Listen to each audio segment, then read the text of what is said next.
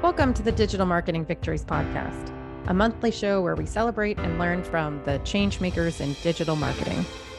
I'm personally obsessed with how digital marketers sell through and get their ideas executed. I'm your host, Katherine Watier. I'm the owner of WO Strategies, LLC. We focus on organic discovery for our enterprise clients with a training-centered approach. Hi there. So today we're going to be joined by Will Russell. Will is a marketing expert who specializes in helping entrepreneurs validate their ideas, execute successful launches. He's got a company, Russell Marketing, which specializes in e-commerce launch marketing. They have this 5-step marketing launch system that they use. His company has actually helped hundreds of entrepreneurs and creators raise tens of millions of dollars of platforms like Indiegogo and Kickstarter, which you're probably familiar with. And particularly launched this WeatherFlow Tempest, which is a cutting edge weather station that raised $2 million at launch, which is amazing. And Coffee Jack, which is a pocket sized barista that raised $1.6 million at launch. So this episode is going to be perfect for you if you want to learn more about, particularly we're going to dig into empathy, interestingly, and how you can build stronger human relationships and be more persuasive by being empathetic with your client or your end customer.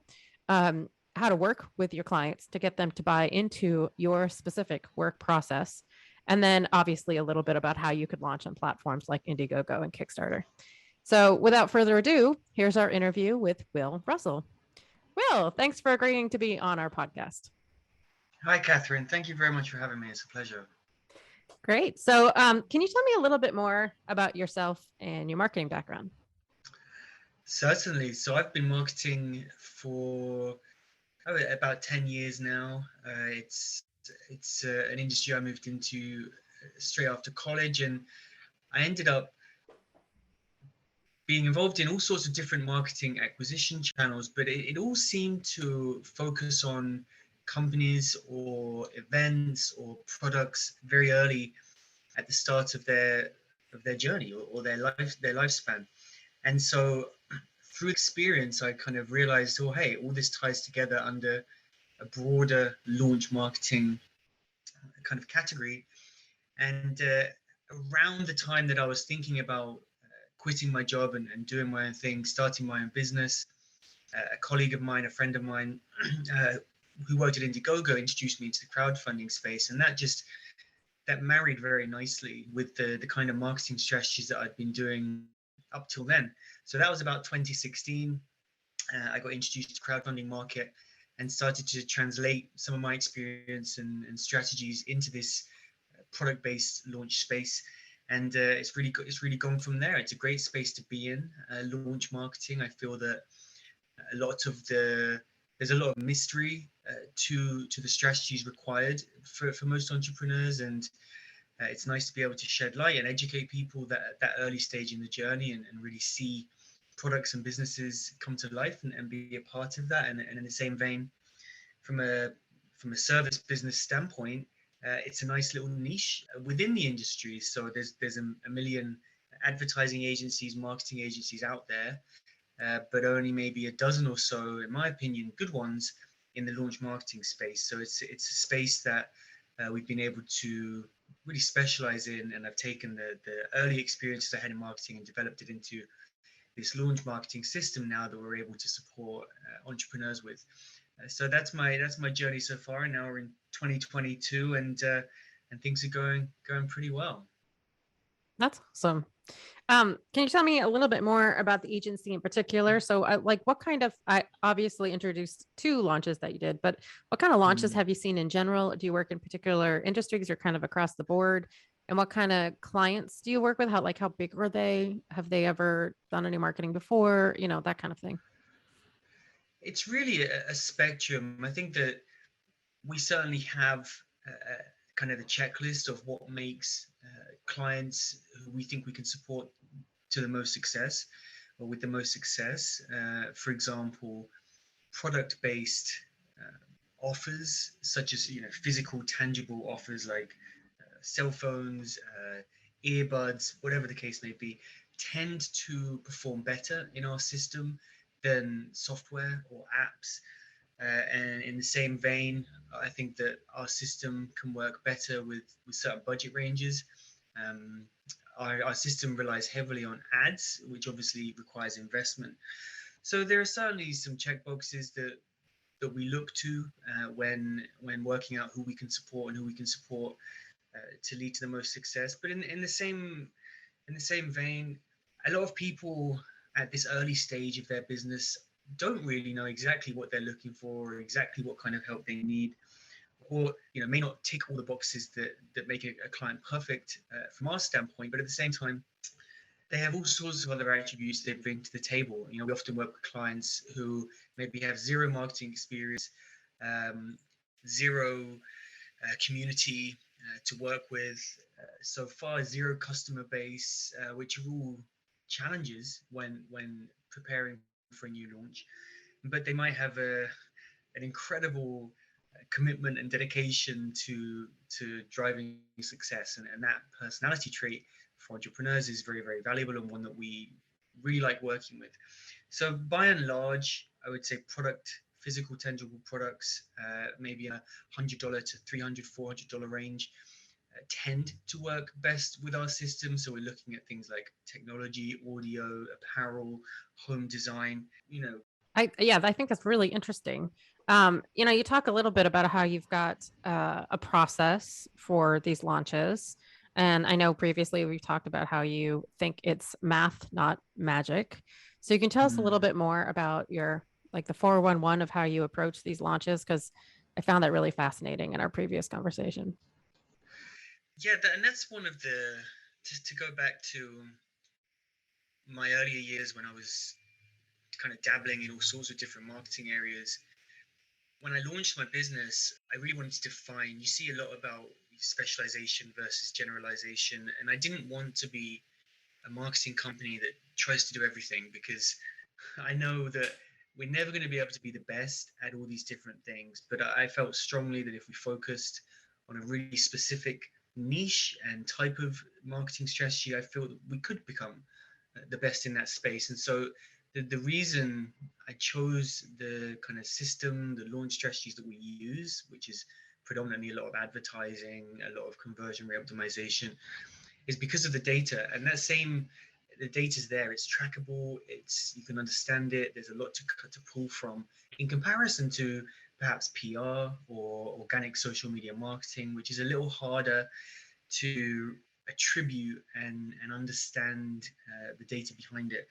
So that's why we chose the strategies we chose, which, as I say, is a lot of paid ads and those kind of funnels.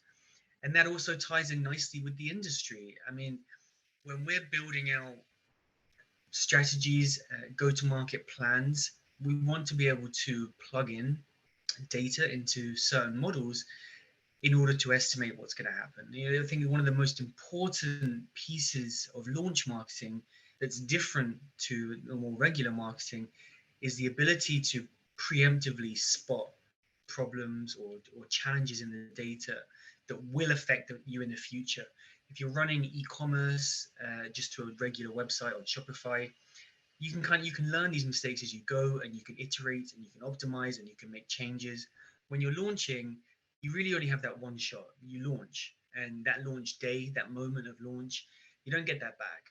And a lot of work goes into that launch, so we can't really afford not to have a prime positioning, a prime audience, or be in the perfect position ready to go. And therefore we need to be able to predict and preemptively address any of the challenges we're going to face. And in order to be able to do that and to see that we need to have the data. So when we talk about math, not magic, that's really what it is. We have models. There are some really good industry models for crowdfunding as to kind of your cost of acquisition or uh, marketing budgets required in order to deliver certain results. And those are really useful models. And then when we bring on clients, we integrate them into our own models as well. And ultimately, we're just plugging numbers into spreadsheets in order to make assessments on what's going to happen next. So if we have a product and they want to sell 5,000 units, we want to be able to estimate within reason how much that's going to cost from a marketing standpoint, how many prospective customers we're going to need to make that happen, what the sort of strategies we need to implement to ensure that success. So it really is just mathematics. And there's a piece of our launch collaboration at the end of step one. Step one of our system is called validation. At the end of that step, we're going to have collected real purchase intent data about a particular product offer. We're going to plug it into our models, and we're going to present that data to the client. And we're going to look at it together and basically make a determination. Do we think, looking at this math model, are these numbers good for you? That's a question we can ask the client. Is this something you're happy with? Does this look like a viable business model to you? And if everyone looks at it and likes the numbers, then we can all move forward, confident in the data and not kind of leaning too heavily on hope and luck for a launch, which many people do. Or on the other side of the spectrum, we might do the math and the client looks at the numbers and says, well, this isn't viable for me because my cost of goods are X dollars and I need to have a bigger margin than what seems to be able to, than what these models seem to suggest are possible. So when that's the case, we're able to either go back to the drawing board with the client and work on pricing models or business models so that they can readjust and end up in a better position. Or maybe they need to go back to the drawing board a little bit with their product and reduce the cost of their goods or something like that. But the whole purpose of that kind of math and that kind of model, especially early on, is the reduction of risk.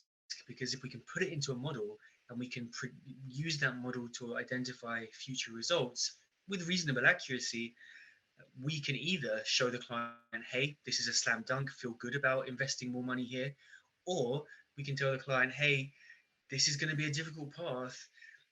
Maybe you don't want to remortgage your house to make it happen. And really a lot of that math and those models focused on minimizing and reducing risk as much as possible and making it all a very predictable, systematic process whereby there is as few surprises as possible.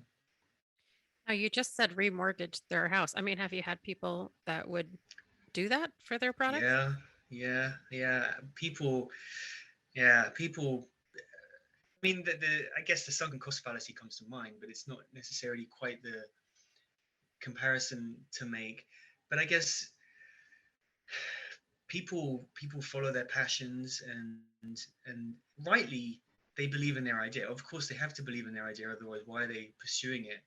But it's very easy to get selective vision when something's yours and it's your product and your idea and your baby and your project, and uh, and so they make big bets. Yeah, remortgaging houses, taking out big loans, and that was one of the reasons. In fact, we had a campaign where a client said they did take out a second mortgage on their home, and the data we collected early on showed that to be not a good idea. But at that time, we didn't have these validation models in place uh, as a step that we can review the whole process and the whole model well in advance of launch.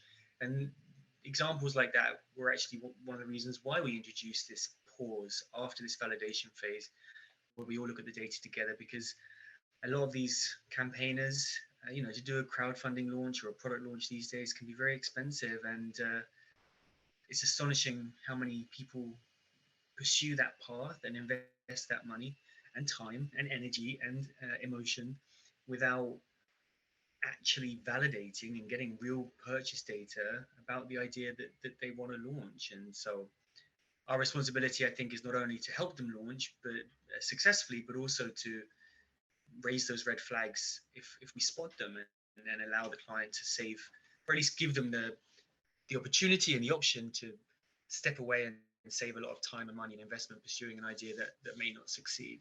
Sometimes they listen to us and sometimes they don't. Yeah, it really strikes me that your clients potentially have a higher level of emotional state than a lot of other clients, other marketing Mm-hmm. agencies could have that are not in the launch space. You know, like, Yes. like I work with big, association type clients where, yeah, their job is to manage the website, but I wouldn't say they have that much emotion in there, right? Mm-hmm. So, I mean, what kind of processes have you guys put in place to understand that level of emotion, and because it would, I would assume it would, create, or it would impact their decision making process, right? So, Yeah. what do you do to understand the emotions that they have, and do you have different processes to get them to listen to you that you might not feel like you would have to do if it wasn't like a launch thing like that? Yes, I mean, I think that there are two sides to handle with regards to the amount of emotion that people have. One is their emotion, but also the other is our emotion. And I think that when we have new team members join, for example, it can be very, I guess, anxious, anxiety inducing might be the way of saying it, but it can be a surprise to people at how committed, how passionate the communications we receive from clients can be, and just the sheer level of urgency around a lot of the work. So from a client standpoint, I think when I was preparing for this podcast, I was trying to come up with some things that were really unique. But a lot of when I thought about our processes and thought about what we have in place to deal with these kind of high anxiety levels, a lot of it boils down to commonly heard advice, and that is that people want to be heard, they want to be respected, they want to be recognized, and so whenever we're dealing with clients who are stressed out, let's say a launch day doesn't achieve the success they wanted to achieve, they are going to be freaking out most likely. Our job primarily is to recognize that and understand that, and hear and make sure that they know that we know how they're feeling, because I think that the last thing they want to do is be dismissed or feel like they're not important, and we want to make sure, number one, that that's crystal clear. To make sure that happens, we are very, very flexible, especially during certain time periods of a launch, in our accessibility. And during key launch periods, we will be speaking to clients if they need to or want to on weekends, late at night, urgently, whatever the case may be. We're not like that all the time, but during those key periods, we will be, because even though it's difficult for us from a process or scalability standpoint, it means a lot, in my opinion, to the client that they're being heard, and we're not just pushing them away, and we are doing everything we can, or appear to be doing everything we can, to help them and move forward. So from that standpoint, I do think it's just listening. Spend a lot of time listening, hearing, respecting, recognizing everything that's being said. I would say that that becomes challenging when a client has expectations that don't match what's happening. Usually wrongly, in my opinion, they have these expectations. They see big launch campaigns and think that that will happen to them, and those are anomalous. Those are rare. So when they see something that's not quite what they expected, or then they will start criticizing or questioning what we're doing, and that can be tough because they're driven by this passion and this belief that they really want to be successful. And when if we also have confidence in our system, but we can't simply say no, because then you're not hearing, you're not listening, you're not engaging with someone, you're just dismissing them. So the way we really get them to buy into our processes, even in times of trouble, is we try and paint similar pictures that they can align with other campaigns. So we've done a lot of campaigns, and so any challenge we've come across, we can probably point to a previous example of, and share with a new client what happened. What we did, what we didn't do, what worked, what didn't work in that particular example. Often we're going to try and use an example that client might aspire to. Maybe it's a similar industry, maybe it's an entrepreneur they respect or a company they've heard of, something like that. And we use that as a use case. So rather than us, it looking like it's us kind of determining and dictating what needs to happen, we're using other real life examples to follow in their path. which is our system, but it's just portraying our system through a third party, through another campaign, through another launch, which doesn't feel as much like we're dictating something. Mm-hmm. And I would also, there's a really good book actually that came to mind when I was thinking about this. It's called Never Split the Difference by Chris Voss. And it's actually, he's a negotiator. And it's actually more of a sales based book. But the way he talks about things is exactly what we spoke about, Catherine, when we last chatted about persuasion, emotional understanding, getting people to buy in. That's just that's selling, and the way this chap Chris Voss talks a lot about doing this and persuading people or convincing people in his book is you want them to be the ones making the decision, leading them to the decisions, but they're the ones making the decisions, or they at least feel like they have control and ownership and agency over the process. And so, a good example of that is using the question how. And if a client wants a certain result or someone wants to get to a certain destination, then probing them with how questions tends to allow you to maneuver them in the right direction to end up with a decision that you would have said in the first place, but they've actually been the one to come to it because they've seen through your process, through the kind of flow of conversation, that is the right decision to come to. It's just that they've come to it rather than we've come to it. So I think all that's to say, whether it's with a client and dealing with the anxiety that they might have, or whether it's even with our team members who also get anxious and upset and disappointed when things don't go well, the main thing points back to people being, as I said at the start, people want to be heard and recognized, and people want to have their own agency, their own opinions, and they want to be listened to. And so a lot of those stressful periods, those anxiety-ridden days where things aren't quite going right, are dealt with and solved by listening and being kind and respectful. And I guess just it's kind of like marriage, isn't it? Where if there's a problem with a husband or wife, you recognize you're not working against each other. You're working together against the problem. And so I think that's kind of a similar way as to how we try and look to solve problems with clients in this space and get them to buy in. It's that we're together, we're a team, we're not opponents, we're not working against each other. We're all working towards the same goal, and we have faith in each other that we're gonna get there and listen to each other, really. So it just kind of strikes me that some of the heightened emotion that you have to deal with would be similar to some of the instances in social media customer service. So I was thinking back to when I helped the New York Obamacare exchange launch. So you've got all these people on social media. They're frankly ticked off that the website's down. They're desperate to get Mm, health insurance. Emotions are high. mm, And I think to counteract that, and I saw on our staff the stress level of dealing with those types of interactions.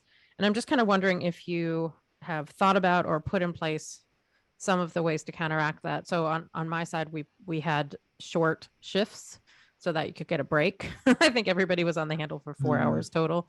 And then we had protocols for when things got gnarly, so you could escalate. And then we had standard language you could use for common questions we saw come in, so that way everybody's responding the same, which was important because of mm, the organization we were working for. mm. But do you have any of those things in place for your team to sort of help them deal with the stress? It's hard being like the recipient of that kind of emotion regularly. Yeah, I'm thinking, is there anything I've introduced as a direct consequence to combat that? I don't know if there's anything immediately that jumps out, but I do think that the approach of listening and empathy and understanding and recognition, values or characteristics that we have in all sorts of areas and the business is kind of built on. So when we talk about, for example, we have a very flexible remote work whenever you want, however you want type policy, unlimited time off, no questions. So I think by creating an environment that is very flexible, where if someone is feeling incredibly stressed out or anxious, they feel comfortable taking the afternoon off, taking the day off, taking a few days off, and there's going to be limit or consequence to that. They know they have ownership of their own time, of kind of lifestyle, and they're going to have time to step away if needed. And then in the same vein, there's a lot of support from the rest of the team. So I feel that early on, when new employees come in certain positions, it can be very stressful. So like an account management position can be very stressful, um, when you're doing it for the first time in this industry. And we have things in place to make sure that more senior team members are there to support and recognize and help solve some of these problems as they come in, because they come, you might have a different client, but the anxiety triggers are the same for every single client. So we do have a lot of processes in place, I think, just as a company that allow, give a bit more breathing room or bandwidth or freedom or kind of empathy to someone in that kind of position. In terms of, you mentioned question and answers, that's something more we have for our clients. So in the same vein as us dealing with stressed out clients, you talk about people, the end consumer being stressed out, like with the launch of Obamacare, for example. I mean, we see exactly that when we launch products. Let's say there's a bug on one of the browsers they're trying to use to purchase a product, which has nothing to do with us or nothing, no, but they're stressed out and they're blaming us and this and that and the other. And by they, I mean the consumer. Maybe there's a discount code that didn't work because they missed out on it or something like that, or a shipping to their country.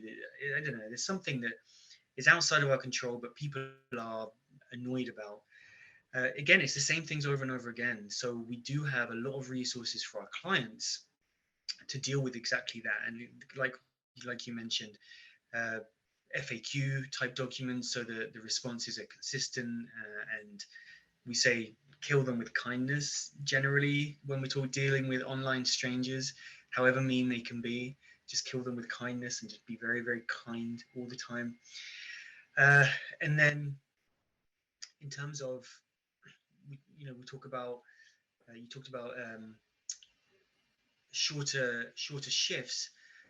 And that brought to mind something we have, which is a process that, again, we share with all of our clients, which really identifies the the types of support and the types of roles that will allow this community to be dealt with in the best possible way. And so, for example, during a pre-launch phase, there's maybe 4 or 5 kind of roles, quote unquote, that we will uh, recommend the client takes on, and with someone on their team, each having a different role that requires different attributes and different levels of communication. And so we really lay that out so that we can hopefully allow the client to match their team with each role in the best possible way, to make sure that all of that communication, all of that potential urgency or stressfulness, some people are just better at customer service than others. Some people are better at being in front of a camera than others.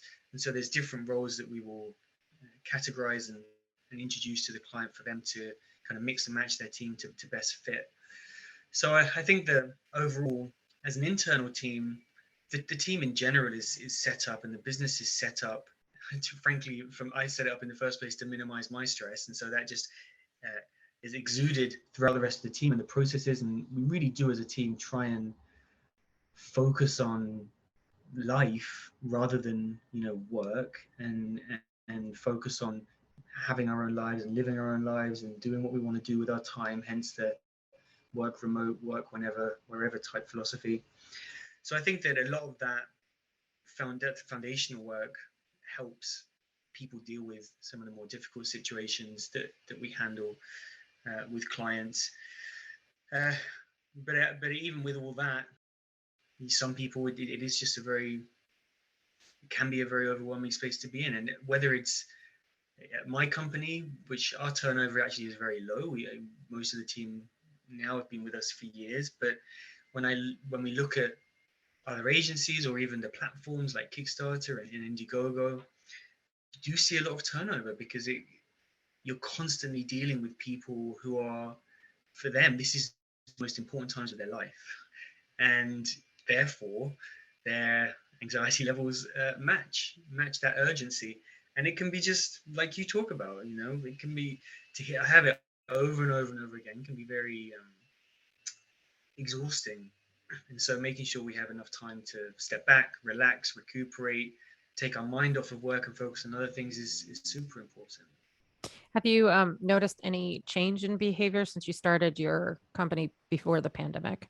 I mean, I've read the news about how people's anxiety in general has gotten bad over the pandemic. Are you seeing some of that?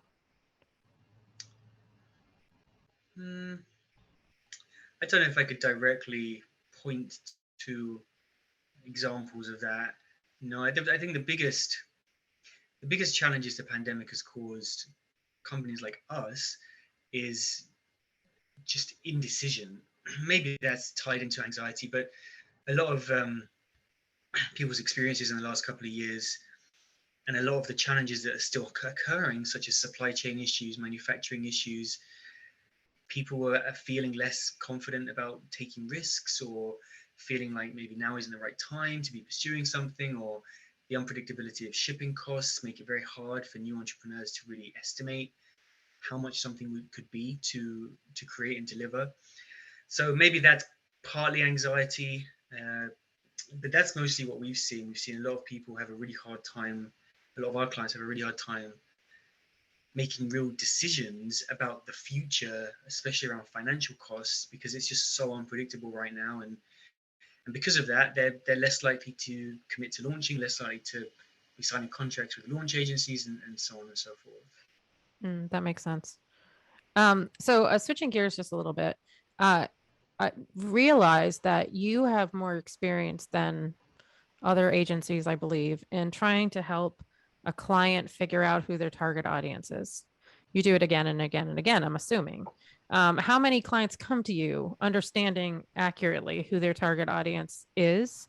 And how do you deal with clients what is your process for helping them figure out who Mm. their target audience is? And how do you deal with it when there's a, cognitive dissonance between who they thought they were marketing to and who their real audience is?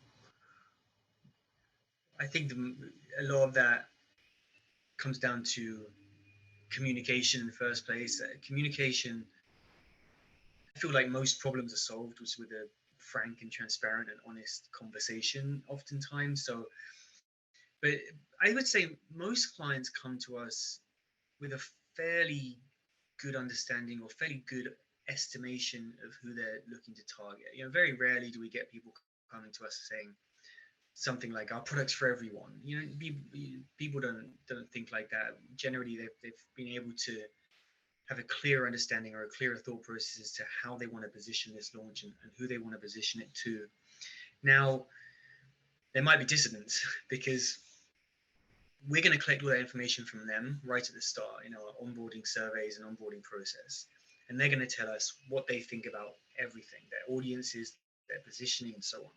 And then we're going to go and do our own research. And we're going to do our own research, looking at competitor brands, looking into some of our previous campaigns, looking at things like Amazon reviews and understanding how people are talking about similar products, who those people are. And we're going to then present our kind of strategy or plan of action based on our research.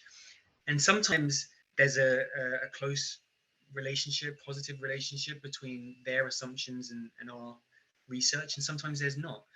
So we're always going to be presenting our plans, and if it's contradictory to what they think or what they propose, we're going to be pretty clear about that. Now, a lot of it comes down to opinion until we have actual data to prove things. So whenever there's a big dissonance about something, I mean, it's very hard to convince someone without showing them real data. And even when we show them real data, it can be still very hard for someone to believe in something. For example, we have these pre-launch pages where we position the product, and we don't like putting the price point on there, at least not very clearly, because consumers get turned away by price without even giving the product a chance. And we want them to give the product a chance, and then we can introduce the price point, so that even if they don't like the price point, maybe they've seen things that give them an open mind already about the product, and maybe they can sit on the fence for a little bit rather than just dismiss the product. But clients really don't like that. A lot of clients really want to show the price. Why are we hiding the price? And that makes a massive difference to the conversion rate on that landing page. which can make a massive difference to the models that we're going to build and how many people we're going to get into the community and so on. And so what we can always say in that example and many other examples is let's test it. Let's collect the data. You have this idea, we have this idea. Let's run a test and see what the data comes back saying. Uh, and that's usually the path we're going to take if there's big dissonance, because if the client believes strongly in their opinion and we believe strongly in ours, then there's the only way we can decide it is by collecting that data. So we'll collect data, we'll run a test, and we'll present that data. Sometimes even when the data shows us to be right in a certain use case or certain situation, the clients still like the pricing. Clients still say, well, I still want the pricing on the landing page. So sometimes even the data doesn't win us the conversation, or put the strategy, allow the strategy to follow exactly how we want it to. But our answer to anything like that, any sort of disagreement in what should happen, is data. We just follow the data, and sometimes the data shows the client's right, and that's a learning process for us. But more often than not, the data shows that we're right, and most clients, not all, but most will also agree to follow the data. And so that's kind of our let's test it is kind of our answer to any sort of disagreement on hypotheses. Mm-hmm. Are you testing messaging as well, like the Mm-hmm. value of the product, the reason why people should buy the product, that kind of stuff? Absolutely. The main thing we want to test is a product offer. In my opinion, that's going to be the deal breaker for a successful launch. Obviously, if you're targeting the wrong country, then you're not going to get any sales. But generally speaking, I think the most important piece of the puzzle we need to determine early on is not just, do people like the idea of this solution? Obviously, if someone comes up with a product idea, it's generally a solution to a problem. It's not just does consumers like this solution, but it's, are consumers willing to pay the price for this solution that you as the entrepreneur want to charge? That's the offer. And along with that comes the messaging angles. uh, if it's a higher price point product, we're likely to be pushing hard on a messaging angle about it being, the premium nature of the product and the durability or the materials or the lifetime warranty or whatever it is. If let's say it is an expensive product but they don't want to consider themselves super premium, maybe we're looking at a unique selling proposition or focusing on an angle around practicalities or the portability of a product, stuff like that. So usually during that early stage, we're going to maybe focus on 3 or 4 key different messaging angles, and we're going to test them against each other and see which one comes out on top. And it's important to note there's not just one way. There's not one messaging angle necessarily that's going to be the only successful path for a particular offer. Not just one price point, not just one business model. But especially when we're launching, we're really looking for which is going to be the best performer. Because when we launch on, let's say, crowdfunding or Kickstarter, you have one campaign page, you have one headline, one tagline, one video, one hero image. And even if a product can be sold with 3 or 4 different messaging angles, there isn't space for 3 or 4 different messaging angles. So we need to focus on a primary angle and a primary unique selling proposition. And so, like I say, during that early validation testing period, we're going to look to test some of them against each other and identify which messaging angle, which product offer, which price point do we see the best response. And again, we talk about models and math. We can plug, let's say 2% of people convert at 199 price point, whereas 1.6% of people convert at a $299 price point. We can model that out and work out which price point is more profitable for the client. And so we build from that. And we can do that same with messaging, with audiences, and so on. You rely a lot on the because it sounds like all that testing is with paid advertising. Yes, you're not doing like focus groups Mm, with folks. no, no. Paid advertising is the main thrust of new traffic. Yes. Yeah. Well, and then validating what you were talking about. That all Mm-hmm. sounds to me like A/B testing with some paid advertising. Yeah, it is. It's paid advertising funnels that we're using. I mean, with the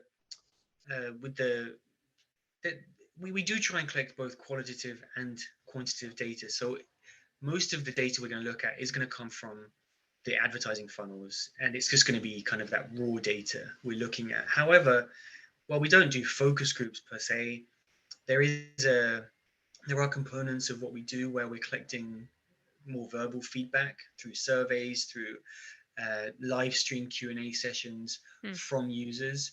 So there is a human behind some of our kind of test data, and it's not always, the data doesn't always tell the whole story. We do think there's an important piece of it where we need to get people's feedback and actually see language and hear from people as to how they're talking about something. So there is a bit of both in there, but you're right in that if someone's going to work with us or someone's going to take on the kind of strategies that we work with, paid advertising is certainly going to be a big piece of the puzzle.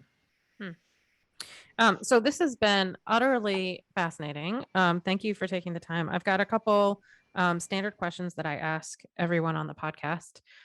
So as a marketer, obviously we're thinking about what makes our audience tick. Have you had any recent aha moments about the target audience of any of your clients? Did anything surprise you? Yes, actually, that's a great question. That we do have a client right now who is wants to has developed a kind of a laptop protection lock. We live in a very remote world nowadays. People work away from the office, and they've created a great device that allows you to basically secure your laptop in public places better than kind of Kensington locks or the other ones that exist out there. Now, it's a really obvious and needed solution in this remote world. I think the statistic they have is a laptop gets stolen every 52 seconds or something like that. Wow. So it's a very needed solution. However, interestingly, when we're looking at who feels the pain point of this the most, and therefore who might be the best market, there's actually it's not really the consumer that seems to be bearing the pain for a lot of, or at least gaining the benefit of this kind of solution. Yes, consumers obviously don't want to have their laptop stolen. However, perhaps the other ways of dealing with that, such as putting your laptop in your bag while you go and get a coffee or something, isn't the end of the world. However, what we have seen is that from a B2B standpoint, these kind of products and these kind of solutions can be a phenomenal purchase for companies because it can help things like reducing their insurance costs by having that kind of level of security for their employees. And so there's a real pain point there and a really obvious winning scenario for these businesses that, hey, you buy X of these products and you can reduce your insurance premiums for office safety or whatever the case may be by Y%. And that's a really strong messaging angle and lesson as to who the target audience might be long term for that product. So that's just a really interesting one where the client thinks, okay, this is B2C, this is a really great product for everyone, and I think it is. But interestingly, it seems like following the validation period, the actual kind of sweet spot or pain point that might be the most scalable is actually that B2B path and looking at those decision makers in companies purchasing the products on behalf of employees. That's fascinating. Okay, so what we ask everybody, what kind of win or resource do you want to share with our audience today? Well, I jump back, I guess, to the book I mentioned on this earlier because I think it's a wonderful book, and as a marketer, I think anyone can benefit from it. But I think from a marketing standpoint, especially benefiting around persuasion, around how to speak to people, around empathy. So that is, I would highly recommend if you haven't read it, checking out Never Split the Difference by Chris Voss, because that's been one of the best books I've read in recent times to help me in all sorts of areas. Great. And then also for our listeners, our last episode was actually with somebody who talked, Ben Bressington, who was talking about sales. So if you're interested in upping your sales game and adding that to your marketing, check out the last episode. Okay. Also, so how can people learn more about you? Sure. Well, you go to our website. Our website's russellmarketing.co. That's where you'll learn more about what we do and how we help. There's also nonprofit arm of the business where we divest profits to early stage 501c3s. So that would be russellgives.org if you want to check out a bit about that, russellgives.org. Or of course you can find me or us on any social media platform and DM or contact us there if you'd like to. So we're very responsive across all sorts of channels. But the main point of reference would be, of course, the website russellmarketing.co. Great. This has been fabulous. Thank you for taking the time and sharing all these tips with our audience today. Yeah, well, thank you very much for having me, Katherine. It's a pleasure. Thanks so much for listening. To find out more about the podcast and what we're up to, go to digitalmarketingvictories.com. And if you like what you heard, subscribe to us on iTunes or wherever you get your podcasts. Rate us, comment, and share the podcast, please. I'm always looking for new ideas, topics, and guests. Email us at digitalmarketingvictories@gmail.com or DM us on Twitter at DMVictories. Thanks for listening.